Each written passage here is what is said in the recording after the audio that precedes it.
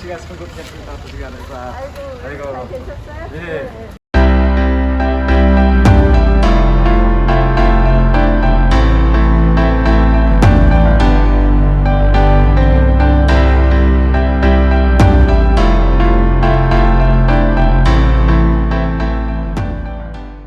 태영호 TV 시청자 여러분, 오늘 정말 매우 귀하신 분을 또 대단히 어렵게 모셨는데요. 이번에 서울시장 선거 후보로 출마하신 나경원 후보님을 이제 소개해 드립니다. 안녕하세요. 반갑습니다. 잘 계셨어요? 네. 네. 대단히 이거 선거 지금 활동하시느라고 바쁘신 그런 가운데서도 우리 태영호 TV 시청자들을 위해서 정말 힘든 걸음을 내주셨는데 정말 이제 감사드립니다. 예. 초대해 주셔서 감사합니다. 제가 다른 TV는 별로 관심 없어도 우리 태영호 의원님과 또 태영호 TV를 시청해 주시는 시청자 여러분들은 저하고 마음이 똑같을 것 같아서 꼭 오고 싶었습니다. 네. 저 후보님 우선 저는 최근에 후보님이 스타일이 많이 바뀌셨더라고. 아, 머리도 묶고. 그렇지. 이거 좀 걷어붙이고. 북한에서는 그걸 머리를 꽁진다고 하거든요. 아, 꽁진다 그래요? 네, 그러니까 우리 여기서는 머리를 묶는다. 네. 근데 북한에서는 머리를 꽁진다. 이거 표현 방법이 다른데 북한에서도 일단 여성이 머리를 이렇게 묶을 때는 이게 비장한 그 무엇인가 기적을 만드실 그런 결심이구나라는 그런 생각이 딱 드는데 이번에 저 후보님께서 섬세하게 독하게 이런 슬로건을 내드셨다고 혹시 그거하고 머리 스타일하고 어떤 연관이 있는가요? 네, 그렇죠. 사실은 정말 비장한 각오를 말씀을 드리고 지금 너무 힘드시잖아요. 아니 우리 강남 국회의원이시기도 하는데 정말 우리 뭐 부동산으로 힘들죠. 부동산으로 힘든 게 이사 가기 힘들고 하는 것뿐만 아니라 세금 때문에 너무 힘드시고 또 정말 자영업자분들이나 소상공인 또 작게나 크게나 뭘 하시는 분들이 전부 다 힘드세요. 코로나 때문에. 그래서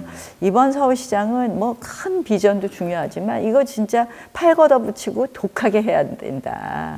그런 마음으로 그래서 독한 해결 의지 그리고 그것을 하겠다는 어떤 리더십 이런 게 필요하다 그런 생각을 했습니다. 저는 이번에 후보님이 선거 이제 시장 후보로 출마하신 다음에 지금까지 제가 후보님을 많이 만나보고 보았던 후보님하고 제가 지금까지 몰랐던 후보님의 새로운 모습을 이제 많이 보았는데 특히 지난번에 나오셨던 아내의 맛인가 그거 진짜 감동됐어요. 전 그날 우리 집 사람이랑 우리 애들이랑 같이 봤는데 내가 옆에서 보다가 막 눈물이 나오더라고.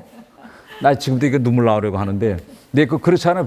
집에 안에서 아버지가 또 아내 앞에서 남편이 TV 볼 때 눈물이 나오면 좀 쑥스럽잖아요. 그래서 한참 있다 내가 옆에 척 봤는데 우리 집 사람도 펑펑 울더라고.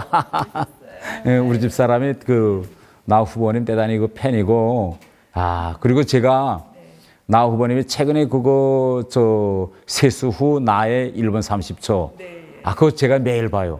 그러세요? 근데 그거 편집도 대단히 잘하시더라고. 누가 편집했는? 대학생 자원봉사자들이 해주고 있어요. 예, 너무 고마운데요. 그냥 그냥 제가 한 2, 3분 찍어서 이야기한 거 그냥 밤에 보내주면 이렇게 편집해서 그 다음날 올려주고 있어요. 가만 보니까 저도 이거 태영호 TV 채널을 운영하면서 보면 이제 주민들은 시청자들은 그런 걸 좋아하거든요.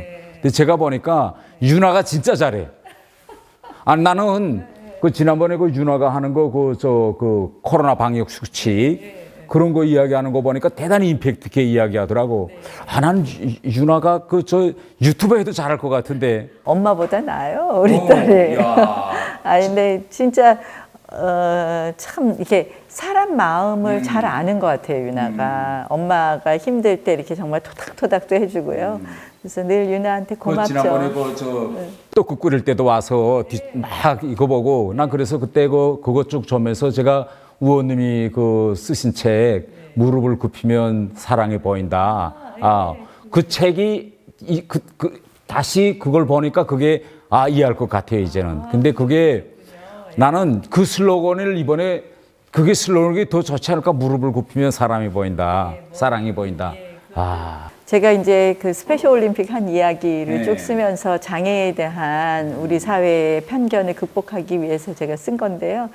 투게더 위켄이 저의 그 슬로건이었어요. 스페셜 올림픽 2013년에 세계 대회 할 때, 그러니까 거기서 투게더는 장애인과 비장애인인데 사실은 우리 사회의 많은 문제가 사실 이렇게 편가르고 는 데서 시작되잖아요. 그러니까 문재인 정권에 대해서 우리가 비판하는 것 중에 하나가 지금 편가른다는 거 아니에요. 근데 정말 강남과 강북이 함께하면, 노인과 젊은이가 함께하면, 장애인과 비장애인이 함께하면 정말 더 잘할 수 있거든요. 그래서 저는 뭐 이번에 시장 출마하면서 그런 정말 편가르기가 없는 통합이 우리가 시너지를 만들 수 있다. 그게 어떻게 보면 제가 지금까지 한 정치 철학입니다. 그래서 그래서 Together We Can 그때 스페셜 올림픽의 슬로건이었고 제가 그걸 쭉 쓴 연원을 따져보면 제가 국회 처음 들어와서 2004년에 제일 먼저 만든 게 장애아이 위켄이었습니다. 장애아이도 할 수 있다. 거기서부터 이렇게 쭉 발전된 건데. 제가 그 무릎을 굽히면 사랑이 보인다. 그 책에서 보니까 의원님의 가장 중요한 정치 슬로건의 하나는 뭐 장애인과 비장애인의 경계, 벽 이런 걸 허물겠다고 하시고 또 오늘 이제 방금 말씀하신 것처럼 이런 소득에서의 격차 이런 벽도 허물겠다고 하시고 이 경계를 넘나들면서 이 경계의 벽을 허물겠다고 하신 그 후보님의 그 정치 철학이 저는 대단히 중요하다 이렇게 생각하고 최근에 그 서울시장 이거 후보하시면서 여러 가지 새로운 아이디어도 많이 말씀하시는데 가장 최근 제가 듣은 거는 2층 버스 이야기를 근데 그것도요 제가 그 유튜브 보면서 약간 야 이건 정말 잘하신다라고 생각인 게 2층 버스 이야기를 뭐 사람들 많이 모아놓고 그런 정치 연설이나 쇼 이런 데서 하지 않고 지나가는 차 안에서 이렇게 단순한 이야기로 2층 버스 이야기 하시는 거 이런 건 대단히 전 와서 마음에 닿더라고요. 근데 지금 서울에는 2층 버스가 한 대도 없죠? 예, 없습니다. 이게 왜 2층 버스 그러니까 아니 뭐 관광용으로 왜 2층 버스가 필요해 이렇게 생각하시는 분들 많을지 몰라도 사실 출퇴근 시간에 버스의 혼잡도는 굉장히 높습니다. 코로나로 인해서 다들 이렇게 붐비는 이 대중교통을 이용하는 거는 저하시잖아요. 근데 이게 코로나가 이번 한 번으로 끝나는 건 아니고요. 또 코로나를 떠나서도 굉장히 불편한 이 교통 불편을 해소해 드려야 되는데 2층 버스 한 대를 가져오면 그냥 1층 버스보다 1.5대의 효과가 있는 거예요. 2층 버스 한 대가. 그러면 결국은 출퇴근 시간에 앉아갈 수 있습니다. 모두들. 이런 슬로건이 나올 수 있는 거죠. 그래서 했더니 당장 2층 버스면 육교 밑에 어떻게 지나가냐 하는데 저희가 그걸 다 실험해 봤죠. 예, 다 그거는 챙겨봤고요. 지금 어차피 1년에 한 700대 정도는 버스를 교체해야 됩니다. 이제 폐차되는 게 있고 노후된 버스를 교체해야 되는데 지금 정부가 친환경 버스에 대해서는 국고보조금이 나오거든요. 그리고 시에서 어차피 25% 정도 이게 지원할 수 있습니다. 지원하게 되어 있는데 그걸 친환경 2층 버스라면 조금 더 그 비용은 증가되는 것이죠. 그래서 예산 조금만 더 투입되면 친환경 2층 버스. 그러면 굉장히 환경에도 좋고 우리 출퇴근 시간에 교통 혼잡을 결국은 출퇴근 시간에 버스 안에서의 혼잡도를 줄여서 쾌적한 버스를 타게 해드리겠습니다. 의원님 다 계획이 있었네요. 서울에는 2층 버스가 없는데 북한 평양에는 대중교통 수단으로 2층 버스예요. 그래요? 아니 세계 50대 도시 중에서 2층 버스 없는 데가 서울만 있더라고요. 아니 서울이 어떻게 50대 도시인데? 런던도 다 2층 버스고 시내 그 교통 2층 버스라는 게 제가 타보면 좀 장거리 가는 친구들은 그 책 가지고 2층에 올라가서 보다가 이제 자기 내릴 때 되면 걸어서 내려오고 그런 그 대단히 새로운 아이디어인데 그다음에 얼마 전에 저 의원님께서 쪽방촌에 가셔서 그 서울 이용 기본소득 그것도 아주 새로운 아이디어 같은 거예요. 그거. 예. 그러니까 제가 이번에 보면 굉장히 어려우신 분들, 자영업자분들에 대해서 숨통 트임론 해드려서 1인당 최대 5천만 원, 3년 거치 5년 상환, 이자 1%는 약속을 드렸는데 거기에 이제 해당하는 분이 자영업자, 소상공인, 프리랜서, 특수고용 근로자인데요. 사업자 등록이 없는 분들은 그게 어렵거든요. 그래서 서울형 기본소득이라 해서 서울의 최저 생계비를 못 버는 분들이 46만 명 정도 됩니다. 그래서 적어도 서울에서는 절대 빈곤은 없게 하겠다. 그래서 최저 생계비에 이르지 못하는 소득을 가지신 분들에게 최저 생계비는 맞춰드리겠다. 이게 저희의 서울형 기본소득입니다.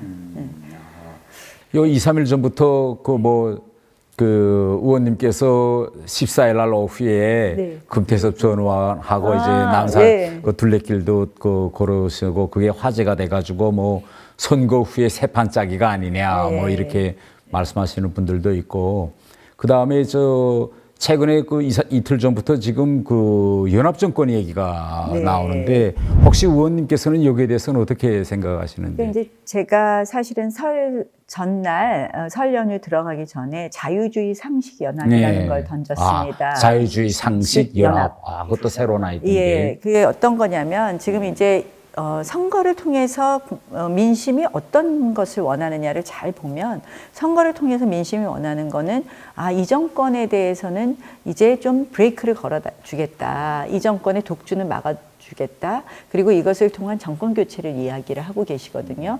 그런데 그것 때문에 반문연대 같은 이야기들을 많이 해요. 문재인 정권에 반대하는 반문연대. 그래서 지금 뭐 야권 단일화, 단일 후보 이야기하지 않습니까? 많은 분들이 야권 단일 후보여야지 이긴다 하는데 그게 어떤 지향하는 가치가 없으면 안 된다고 생각을 합니다. 그러면 결국 문재인 정권에 반대하는 것으로 그치는 것이 아니라 그 문재인 정권에 반대하는 우리가 지향하는 대한민국은 뭐냐.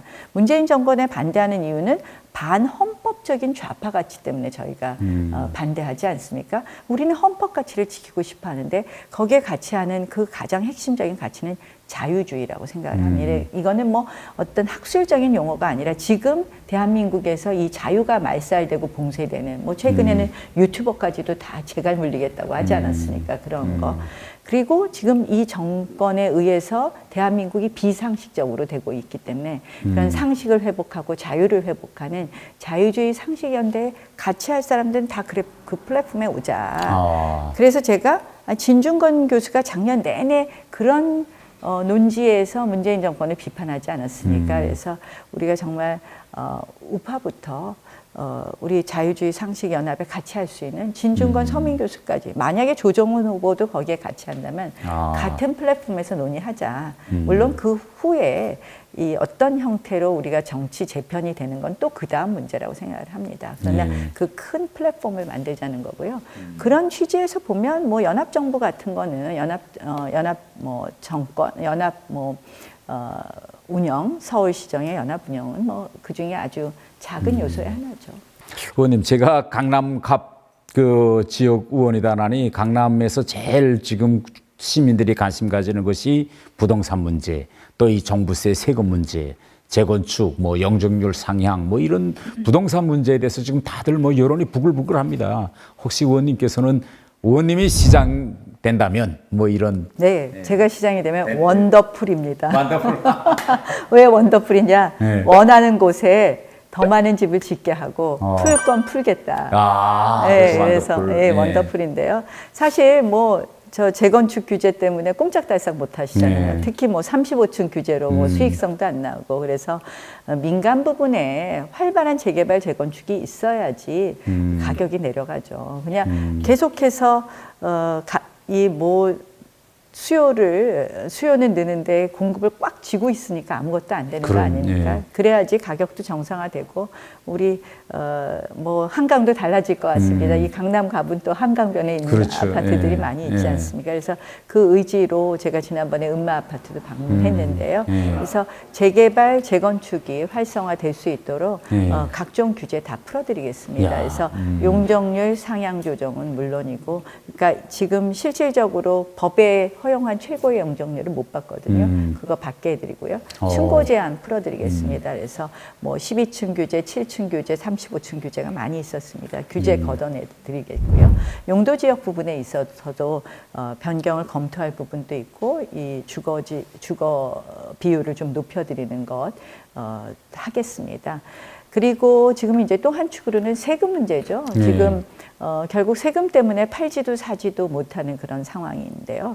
그래서 또 가지고 계신 것이 너무 큰 부담이 되잖아요. 그래서 지금 서울 집값이 평균이 9억이 되었습니다. 그래서 12억을 고가 주택 기준으로 높이고 12억 이하의 경우에는 재산세 한시적으로 50% 감면해 드리겠습니다. 그리고 65세 이상의 장기 보유 1주택 소유자의 경우에는 연령별로 저희가 재산세를 조금 더 깎아드리겠다는 그런 공약을 좀 내놓고 있습니다. 우리 강남 주민들이 좋아할 것 같네요. 그 혹시 그 후보님께서 지금 시장 후보로 이제 출마하셨는데 나경원만의 장점, 특이한 장점이 있다라고 생각하시면 어떤 장점이 있다고 생각하시는지? 뭐 모두들 다 잘한다고 하시죠. 근데 지금은요 굉장히 어려운 때예요. 시장이 돼도 시의회가요 우리가 120명 중에서 6명이 우리 당 시의원입니다. 그래서 사실은 너무너무 적은 숫자의 시의원이고 전부 민주당이거든요. 그래서 굉장히 어려운 때입니다. 그리고 우리가 서울시장으로서 뭘 풀어볼 수 있으면 시의회를 설득하는 것은 물론이고 국회도 설득해야 되고 정부도 설득해야 되고 또 글로벌 네트워크도 필요해요. 지금 백신 당장 우리 부족하거든요. 백신 어떻게든지 더 확보해야 되고요. 접종도 빨리 해드려야 됩니다. 정말 많은 부분에서 정치력이 필요합니다. 저는 뭐 20년 가까이 정치해오면서 그동안 그 정치적인 정치력, 정치 네트워크에 대해서 가장 뭐 제가 앞장서서 제일 잘할 수 있다 이렇게 말씀을 드릴 수 있고요. 그 다음에 얼마 전에 이제 고건 전 총리를 했어요. 뭐 서울시장을 2번이나 하신 분이죠. 이런 말씀을 하시더라고요. 지금은 시대전환 시대다. 그래서 그 준비를 해야 된다. 깊이 공감하고 있습니다. 지금은 우리 시대가 바뀌고 있는 때예요. 본인이 IT 시대로 들어갈 때 시장을 하면서 그 기반을 만들었다라는 말씀을 하시더라고요. 지금은 디지털 전환이 빠르게 일어나야 됩니다. 저는 디지털 대전환을 통해서 우리의 삶을 스마트하게 하는 거, 그 기반을 깔아야 된다. 그래서 뭐 예컨대 이제 대중 하늘 교통 시대가 열리거든요. 그러면 드론 택시를 어떻게 활성화할 거냐. 이런 큰 그림을 만들어야 되고 그거를 위한 준비를 해야 되는 시대입니다. 그래서 나경원이 최근에 진대재 전 장관님을 저희 캠프에 고문으로 모셨습니다. 내가 뉴스 봤어요. 얼마 전에 와서. 그러니까 진대재 전 장관님 하면은 디지털, IT의 선도자입니다. 제가 그분을 모신 이유가 있습니다. 서울의 지금 시대 전환 때 디지털 대전환을 확실히 만들어서 우리가 미리 준비해야 되죠. 그리고 그 산업을 리드해야 되고 그래서 그렇게 해서 서울 시민들의 일상의 삶을 바꿔드리는 거 확실히 할 진용을 제대로 갖췄다. 그리고 그것을 만들기 위한 정치적 리더십 나경원만이 갖고 있다. 저는 항상 그 후보님을 보실 때마다 후보님은 집과 그다음에 직업, 커리어를 다 같이 잡으신 그런 워킹맘의 상징과 같으신 분인데 집과 또 이 커리어, 직업을 다 같이 잡을 수 있는 그 비결은 어디에 있다고 볼 수 있을까요? 뭐 과찬이시고요. 근데 그냥 제가 우리 여성들한테 하는 이야기는 슈퍼우먼 컴플렉스를 버려라 라는 이야기입니다. 왜냐하면 내가 다 잘할 수 있어. 인간이 다 잘할 수는 없거든요. 그러면 과감하게 대체할 수 있는 거는 바꿔라. 과감하게 대체할 수 있는 건 남에게 맡겨랍니다. 뭐 제가 사실 요리를 잘 못하거든요. 그러면 내가 막 하겠다고 하지 말고 그건 좀 다른 사람의 손을 빌리고 그 대신 대체할 수 없는 거에만 집중해라. 그러니까 아이들 문제가 있으면 아이들하고 대화하는 거. 뭐 이거는 엄마 말고는 사실 대체하기 어렵잖아요. 거기에 집중하고 딴 일에는 좀 과감하게 줄여라. 그래서 제가 설날 떡국도 사실은 뭐 양지국물 잘 내고 해야 될 텐데 그 사골곰탕 누가 이렇게 팩으로 보내주신 게 있어서 그거 그냥 푹 넣고 끓였어요. 그런 것처럼 대체할 수 있는 건 과감하게 대체하고 꼭 해야 될 일에 집중하자. 이 마지막으로 이게 대단히 이거는 그 개인적인 그런 질문인데요. 저는 지난 그 TV를 통해서 아내와 그때 보면서 후보님의 신랑 되시는 분이 진짜 대단하신 것 같아요. 나는 보면 우리 집 사람도 그러더라고. 그 원래 후보님 뭐 바깥에 나가서 얼마나 바쁘시겠어요. 막 바쁘고 이럴 때 집안에서 신랑 되시는 분은 대단히 기다릴 줄 알고 참을성이 있고 또 집에서 아내가 해야 할 그 빈 구석을 다 메꿀 수 있는 그런 이제 위치와 역할을 해야 한다. 저는 이렇게 그때 봤는데 혹시 이번 서울시장 이 캠페인에도 나오셨는가요? 아니요, 뭐 집에서 열심히 기다려 주시고 있는데요. 너무 네. 고맙죠. 저희 네. 남편한테 참 고맙고요. 저한테 정말 든든한 조언자이자 동반자입니다. 그래서 네. 예, 뭐 현직이라서 뭐 선거 운동을 해주고 이런 데는 안 나타나는데요. 저한테 가끔 던지는 툭하는 한마디가 저한테 굉장히 도움이 됩니다. 아, 그래요. 아, 그럼 마지막으로 우리 태영호 TV 그 시청자분들에게 할 말씀 좀 부탁드립니다. 예. 뭐 우리 태영호 의원님을 저도 여러분들과 같이 똑같은 마음으로 좋아합니다. 우리 당의 또 나라의 아주 소중한 자산이신데요. 아마 태영호 의원님께서 이런 역할을 하시는 데는 깊은 뜻이 있으실 거라고 생각을 합니다. 그 뜻은 정말 대한민국이 바로 서는 나라 아닌가 이렇게 생각을 합니다. 서울부터 정권 교체해야지 대한민국이 바로 섭니다. 전 나경원이 하겠습니다. 이번에 모두들 힘을 모아주시면 서울 바로 세워서 대한민국 바로 서게 하는데 큰 역할을 하겠습니다. 예. 태영호 TV 시청자 여러분, 오늘 정말 귀하고 정말 소중하신 저 나경원 후보님을 모시고 우리 좋은 말씀 많이 들었습니다. 자, 새해 연휴를 다 잘 보내시라고 저는 기대하면서 희망찬 또 한 주간을 보내시길 바랍니다. 감사합니다. 고맙습니다.